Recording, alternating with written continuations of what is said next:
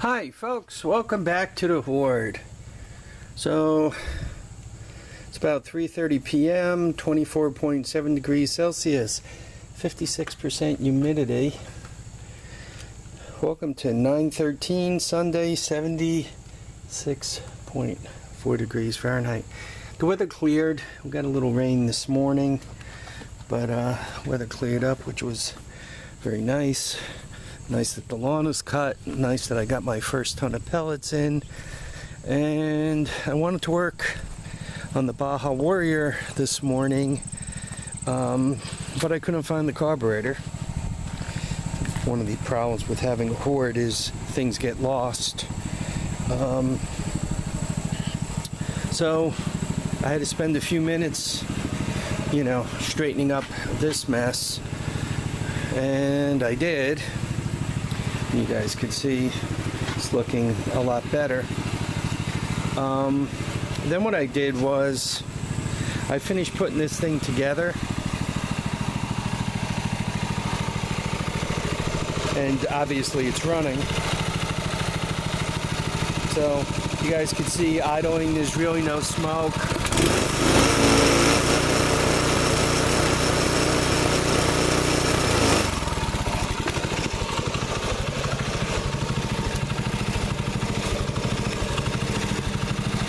Whole headlight thing going on here. So I feel pretty good about firing it up, getting it running, trying to have it sit as level as possible, right? That way the oil gets everywhere it needs to get.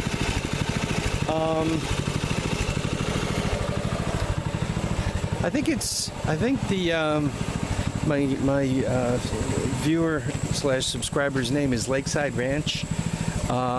He made a bunch of suggestions. He said you should break it in normally, and I guess to me that means let it idle for a while, then run it up against the governor,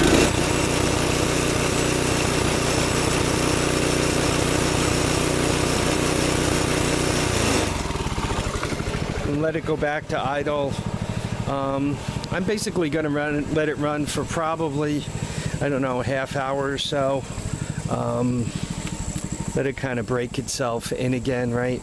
I had the rings out. I cleaned the rings up. I put them back in.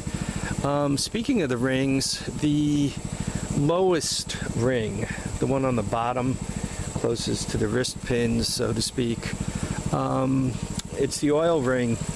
And that thing has a 3-piece oil ring. It's got kind of a wiper, then a corrugated band, and then a wiper on the bottom again. So, first time I ever saw that. I don't know, some of you guys are going to say, oh yeah, they're all like that, and to which case I'm going to say, oh, well, it's new to me. So that was kind of interesting, but you guys could see it's sitting there idling away. It's not smoking. It seems to be a happy little motor, which is good. One of the other guys sent me, and the guy, I think he's from Mississippi, if I recall, he sent me a Craigslist ad. And see these gear reduction things, right? Obviously, you're coming off the engine with like 12, and then you go up to 22 or so, and then back down, gear down, and to the back sprocket. Anyway, he showed me an ad, and once again, I'm sorry, I don't recall. Oh yeah, I do. Gam with an R. Well, I can picture your name, I just can't recall it and say it. Revs it up, I think it is. Yeah, Revs it up. Anyway, he showed me that somebody managed to get a pair of those, and they put them on these kind of bikes, and they, according to the ad, much better acceleration and all that other kind of stuff. And I imagine it would really help. Problem with these bikes is they're only about 2 horsepower, and even though it's got a pretty good sprocket in the back there, it's still 2 horsepower, unless you're only trying to do like 10 miles per hour. It's geared a little bit tall, so I thought that was interesting. Lastly, the other thing, I started to put this together, and yes, that's where the gear goes. The way the shaft size is, as this slides through, it's bigger where it goes through the bearings and a little smaller over here. The gear goes where it's a little smaller, the sprocket. So you really don't have much choice. That's the only place that sprocket's going. I can't put it on the outside unless I cut the shaft or do something else with the shaft. Anyway, so in theory, this could go on there. And I also looked at it for about $10. You could get new bearings for this thing. So I'd kind of like to get a torque converter on there. If that torque converter will fit, I think I'm just going to smash it on there and get it running, right? Why own a torque converter if it's just going to sit around and rot? So I might as well use it. And in the meantime, I could rebuild that reduction unit, right? Order a set of bearings for it, and perhaps do something with that also. So yeah, big accomplishment today, getting that thing fired up. As I tore this bike apart,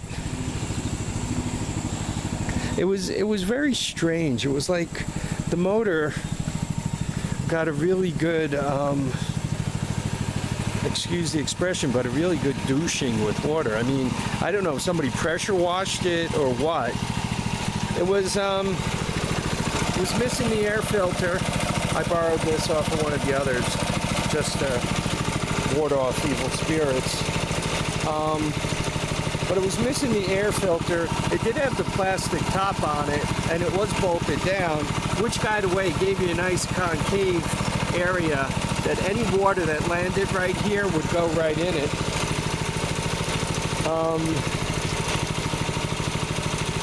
I don't know. I don't know. Somebody just...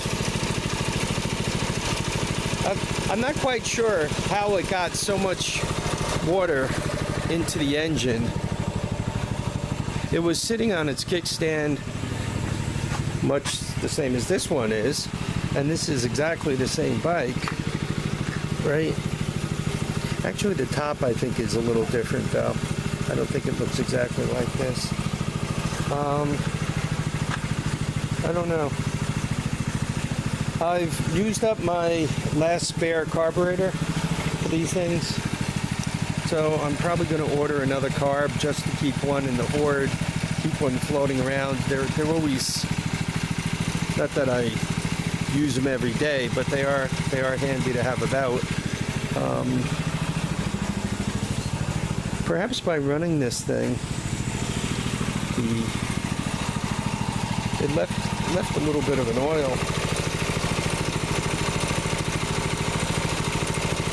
Yeah, it doesn't seem to be leaking oil, at least not substantially. It's been running, I don't know, how many minutes do I have on this thing? It's been running about 15 minutes now. Probably in a little bit I'll shut it down, let it cool off, then fire it up again in a little while, let it break in nice and slow. The engine already had a few miles on it, but not all that much. By the way, from the water that got in there, it screwed up everything. The valves were screwed up. They weren't opening and closing properly. They had to come apart. It's a rat. Obviously the piston had to come out and get cleaned up. Where the piston connects to the crank, it all looked good. The crank looked good. There was no scarring. Everything looked good. There was a little, after I honed it, there was a little bit of staining on the bore. I ran my fingers and fingernail and everything on that staining, and it really, I really couldn't feel anything. I don't know how many thousands my fingers are good for, but I really spent quite a few minutes checking it out. Then I honed it again, then I wiped it, then I checked it out a little bit more, and it's just like just a little bit of staining, and it really wasn't like rust colored. It was kind of a black staining. So I don't know, that's still there. It doesn't seem to be burning any oil because of it or anything like that, right? It's not smoking. So I think it's okay. That was the only thing I couldn't get clean. I got the piston nice and clean. The skirts on the piston, they look good. There was a little staining on them, but that cleaned right off. That rubbed off pretty easy. Yeah, the piston came out spotless. It was just about spotless. The only thing that was left behind was the staining on the bore on the walls of the combustion chamber, so to speak. Let's see. Once again, like Lakeside Ranch, thanks for your advice. The handy thing about a lot of you guys out there, you all do this for a living. You do it every day. For me, I do it sporadically. So stuff that I knew or never knew, or stuff that I knew and forgot, or stuff that I was familiar with but never put into practice, or stuff that I just plain didn't know. A lot of times you guys are helpful because you guys tell me or remind me or direct me, and that means that I'm able to do better work. Revs it up.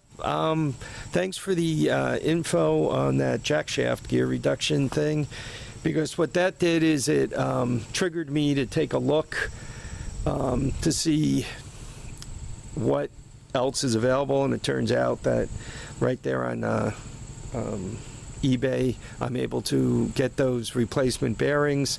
They're about $10, which is cool. I also discovered that that reduction unit, if you want to buy one, they want like $70 for it, $65 plus shipping. A lot of money for that reduction unit. I mean, it comes with everything, both bearings, the bolt, that sprocket, that thing, and the whole bit. But once again, that's not free freight. So I guess one really couldn't build it much cheaper than that, because if you got $10 in the bearing, then you need the shaft and you need the sprockets, and you probably end up with 2 sprockets. Then you got to weld them together, right? Put them on the shaft and key them or weld them. Sprockets, I don't know. The small one's probably 10, the bigger one's 20. Bearings, 30. Well, 10 and 20 is 30, plus the bearings takes you to 40. Plus, you still got to come up with that whole thing to mount onto your engine and the whole bit. So it'd be kind of hard. I mean, you might build it for less than $65, but it's sure is a lot of work, and it'll be like $10, less than $65. So you might just well buy it, I guess. All right, folks, I want to thank you all for watching and commenting and subscribing. Thank you all for the advice. That always helps. Please keep it coming. Sorry if I'm a little bit behind getting back to you guys. I'm kind of like that. I kind of catch up and then lose it and fall behind again and catch up. I get a lot of stuff I'm doing around the property, trying to get ready for winter. I know I still got to do my ceiling in here. Got to keep moving. I only work 2 days a week, but for the 2 days a week, I sure seem to be busy all the time. I can't seem to get myself caught back up. Okay, guys, once again, thanks for watching, commenting, subscribing. Keep your head up, keep your feet down. Keep your vehicles the hell out the buckwheat. Not a good place to put your vehicles in the buckwheat. You shouldn't even store your vehicles in the buckwheat. That's not good for them either, right? Do as I say, not as I do, please. Anyway, guys, once again, take care and bye now.